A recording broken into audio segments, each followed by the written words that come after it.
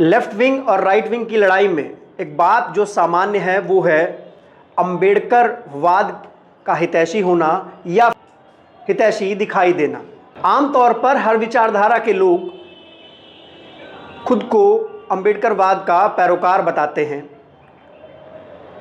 अपने इतिहास को या अपने वर्तमान को कहीं ना कहीं अंबेडकरवाद से जोड़ने की कोशिश करते हैं, जिसका कारण है अंबेडकरवाद और इस विचारधारा से जुड़ा एक बड़ा वोट बैंक।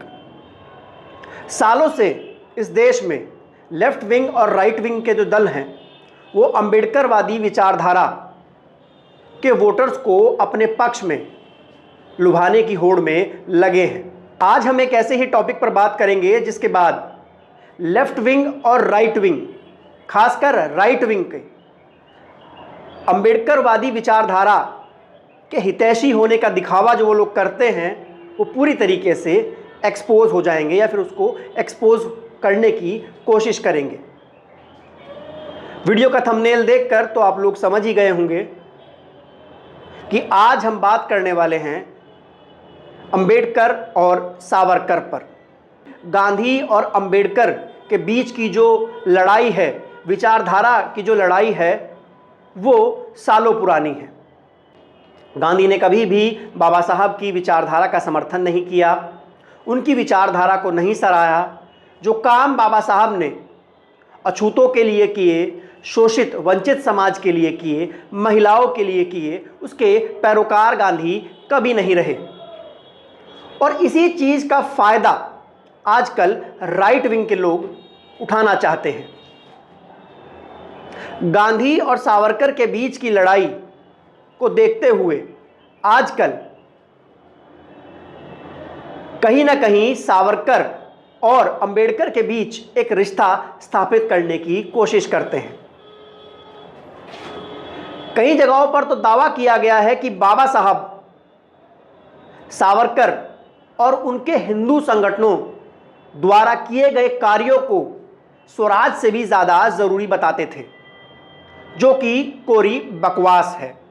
सावरकर ने अंबेडकर को अपने खेमे में लेने की काफ़ी कोशिश की, महाड़ सत्याग्रह का समर्थन किया, अछूत हिंदुओं के लिए अलग से मंदिर बनवाने की बात कही, प्रस्ताव रखा, 10 साल में जातिवाद खत्म करने का वादा किया।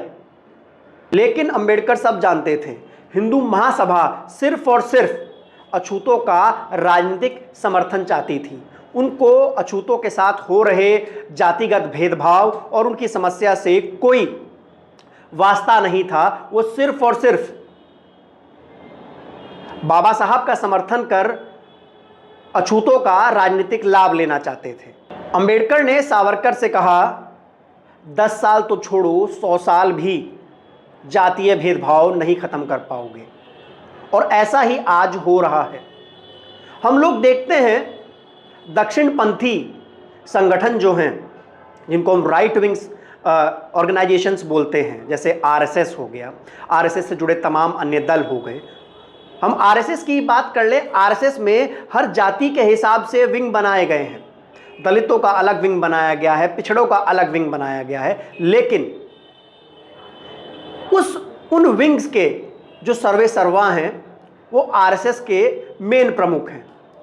उन विंग्स का अपना कोई अस्तित्व नहीं है। वो अपनी जाति के आधार पर, वो अपने लोगों के लिए कोई बात नहीं कह सकते। उनको सिर्फ और सिर्फ आरएसएस का जो मुख्य एजेंडा है, हिंदुत्व,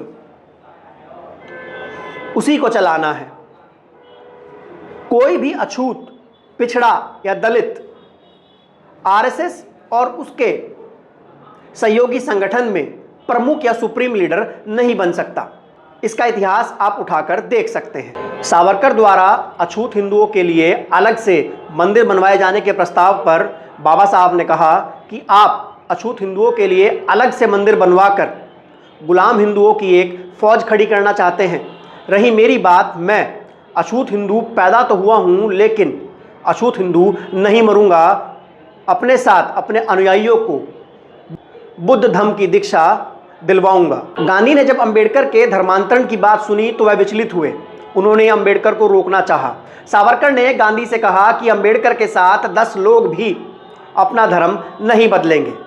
लेकिन जब बाबा साहब ने बुद्ध धम्म की दीक्षा ली तो इतिहास रचा गया और इस देश में उनके साथ 6 लाख लोगों ने बुद्ध धम्म की दीक्षा ली, जो कि आज बढ़कर 6 लाख से 60 लाख हो गए हैं।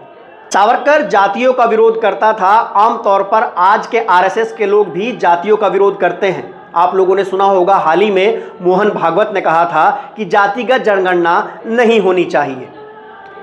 ऐसे ही सावरकर भी जातियों का विरोध करता था, लेकिन वह चतुर्वर्ण व्यवस्था का हार्डकोर सपोर्टर था। हिंदुओं से, हिंदू धर्म मानने वाले सभी लोगों के मानव अधिकारों की रक्षा करने के लिए कहता था, लेकिन फिर अछूत हिंदुओं के लिए अलग से मंदिर बनाने की बात कर समानता के मानव अधिकार का खंडन कर देता था, विरोधी बन जाता था। जातियों को खत्म करने की बात तो करता, लेकिन वर्ण व्यवस्था का समर्थक बन शीर्ष पर बैठना चाहता, जैसा कि आजकल आमतौर पर आप देखें तो राइट विंग के जो दल हैं वो करते हैं। जो राइट विंग के दल हैं उनमें आप देख सकते हैं हर जाति के लोग होते हैं, हर जाति के अलग अलग प्रकोष्ठ बनाए जाते हैं, क्योंकि वोट सबका चाहिए। लेकिन जो सुप्रीम लीडर होता है वो उसी वर्ण व्यवस्था के शीर्ष पर बैठने वाली वर्ण से होता है। वो जाति के लोग अपने से कोई भी फैसला नहीं ले सकते, उनके कहने से कोई पत्ता नहीं हिलता। लेकिन पत्ता नहीं हिलता, संगठन की बागडोर सिर्फ उस वर्ण व्यवस्था के सबसे शीर्ष पर बैठे कुछ लोगों के हाथ में होती है। बाबा साहब सावरकर की सभी चालाकियां जानते थे और इसी वजह से गांधी के विरोधी होते हुए भी वह कभी भी सावरकर हिंदू महासभा राइट विंग के आइडियोलॉजी के नज़दीक कभी नहीं गए। उन्होंने कभी भी सावरकर के विचारों का, हिंदू महासभा के विचारों का समर्थन नहीं किया। और जिस तरीके से आज ये पूरा एजेंडा प्रोपेगेंडा चलाया जाता है उसको एक्सपोज करने की कोशिश हमने आज इस छोटे से वीडियो में की। आपको ये वीडियो कैसा लगा लिखकर ज़रूर बताइएगा। वीडियो को लाइक कीजिएगा, अपने दोस्तों के साथ ज़्यादा से ज़्यादा शेयर कीजिएगा और सबसे ज़रूरी बात, चैनल को सब्सक्राइब कर बेल आइकन ज़रूर दबाइएगा। आपने मुझे हर बार प्यार दिया है, मैं आशा करता हूं कि आप मेरे इस नए YouTube चैनल पर गौरव पाल राज पर भी उसी तरीके से प्यार देंगे। धन्यवाद, नमस्कार।